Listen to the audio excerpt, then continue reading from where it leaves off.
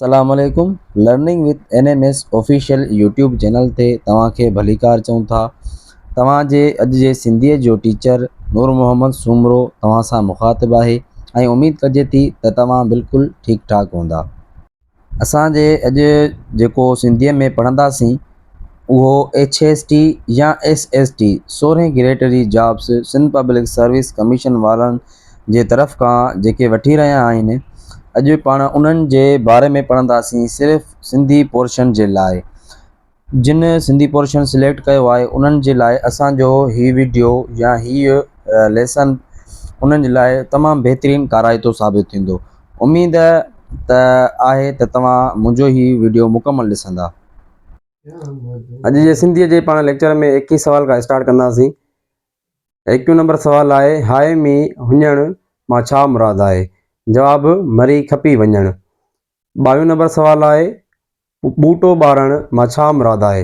जवाब, कारनामो करे ॾेखारणु। 23 नंबर सवाल आहे, वाज विझण मां छा मुराद आहे? जवाब, ख़ैर ख़बर लहणु। हाणे ही जेके टे सवाल आहिनि इहे टई सवाल इस्तलाह मौजिब आहिनि।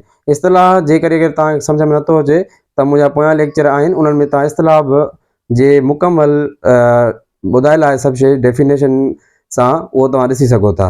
24 नंबर सवाल आहे, अल्लामा दाऊद पोटे जे चवणु आहे त सिंधी हिकु झूनी में झूनी ॿोली आहे जंहिंजो तालुक़ु प्राकृत जे कहिड़ी शाख सां आहे? जवाब, विराचडा। 25 नंबर सवाल आहे, पोर्ट कासिम जा पुराणा नाला कहिड़ा आहिनि? पे हिकिड़ो भंबोर आहे, ॿियो पुछे थो। जवाब, डीबल। 26 नंबर सवाल आहे, डीबल मंसूरा ऐं मुल्तान में सिंधी ऐं ॿी कहिड़ी ॿोली राइज हुई? जवाब, अरबी। 27 नंबर सवाल आहे, किताबुल हंद जो लेखक केरु आहे?